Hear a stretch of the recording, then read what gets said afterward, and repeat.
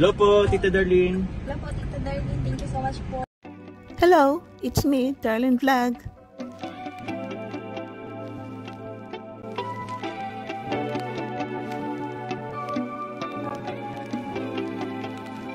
Mga kalingap, mga kachungkar, mga ka-love teams dito sa Kalingap, kumusta na po kayo? Shoutout sa inyong lahat. Shoutout kay Kuya Val, kay Ate Nablas, kay Kalingap Rap, at sa lahat na sumusuporta sa ating channel. Shoutout.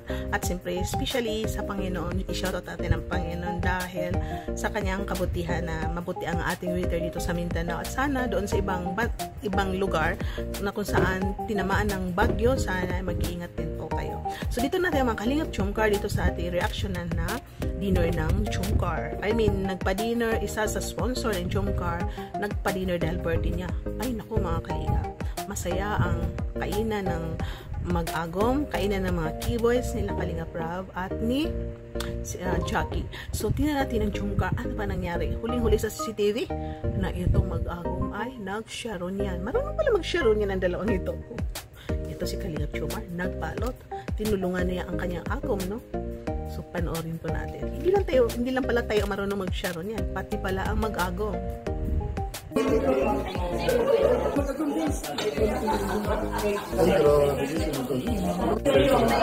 Balutin mo ako, amor at pag-ibig.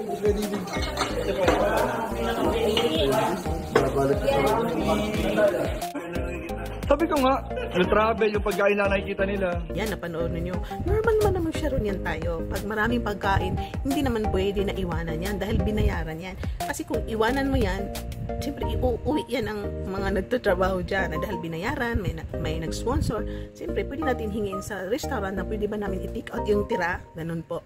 Pwede ba namin iuwi yung tira? At dito ang mag-agom, siyempre may mga kanya-kanya na silang tinutuluyan katulad ni Carla. So, siyempre, dahil maraming pagkain, pwede magbalot at iuwi sa apartment niya. Pwede i-almusal, pwede i-merienda, pwede i-midnight snack. Ganun din ang papajuice natin. Ang purpose sa pag-sharon yan, pwede pasalubong sa kasama sa bahay. Kung wala man tayong kasama, siyempre, pwede i-merienda, pwede i-midnight snack, pwede i-almusal, init-initin lang. Pwede ilagay sa frying pan, pwede ilagay sa oven toaster, sa microwave para initin. So, yun ang purpose kasi minsan ng sharon yan na walang masayang na pagkain, hindi pwede itapon. Pero, napaka-cute ng Chungkar. Pang sila nagbabalot ng mga tirang pagkain na pwede namang kainin ulit. So, balikan natin. Ang cute ng Chungkar habang sila ay nagbabalot. O, diba? Bakit ba nauso itong kanta, yung expression ng Pinoy pag may BH, bring home, tinawag na sharon yan. O, diba? Kasi nga, diba ang pagbabalot ng Pinoy kasi minsan, binabalot yung tira, inuwi sa bahay. Kaya, yung awit ni Sharon na kinompos niya, parang dinaan din sa balutin mo ako sa liwanag ng iyong pagmamahal. Awit yun, di ba? Balutin mo ako sa iwaga na iyong pagmamahal, Jomar. Balutin mo ako sa iwaga na iyong pagmamahal, Carla. Parang gano'n. Pero itong Sharon yan is, yun nga po, ibig sabihin yung umuwi ka, meron kang binalot, meron kang bring home, pasalubong, yung tira inuwi mo, yun ang expression niya ng balot-balot. O, diba? So, paano naman itong ito yung anniversary ng Chungkar. May kainan na naman ba? Chungkar 23? Mga ka-Chungkar, dalawang gabi na itong kainan nila, no? Kainan ng Kalingap na wala si Kuya Val, pero nandyan sila Kalingap Rabay. Sila Kuya Val is nasa biyahe, pumuntang Davao. Ay, nako. Ganda ng sleeveless ni Carla. So, tinan nyo ang dalawa, di ba nag-dinner na sila? Tapos na atang dinner o pagsisimula pa lang? Parang may pinapakinggan si Jomar na tawag at magkatabi. Kikinig ang Baby Carla natin. Ano yung nagbubulungan? Hindi ata, no? So, panoorin pa natin. Kinikilig po yung mga titos natin dito, mga Kalingap. Uy, ba't nandiyan ka? Bakit may alisin? Uy! Ayan po. Ang grabe guys. Natatakpan naman Natatakpan nila. Susunod ako natago sa mga ganito. Uy! Uy! Tumawag yung mga sponsor sa Chungkar 23 na nagpa-dinner dahil anniversary ng Chungkar 23, 3 months rin ng Chungkar 23 siyempre. At yun nga nagpa-dinner sila at yan, nandyan ang magagawang nag-video call sila, tumawag sila para mag-thank you sa Chungkar. So, sino kinikilig dyan, no? Titigan nyo ang Chungkar kung kayo ay nai-in-love at nami-miss nyo ang inyong mga boyfriend, inyong asawa, inyong mga girlfriend, panoorin nyo sa Chungkar. Makaka-relate. O, diba?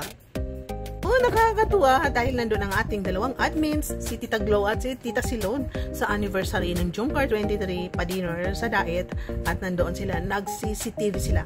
Ay naku, kaya tawagan ko kaya mga admin ko. Mga admins, ano ba yung CCTV ninyo? Bakit ba kayo nakita sa CCTV? Di ba dapat nagtatago kayo? O di ba nakakatawa po sila, no?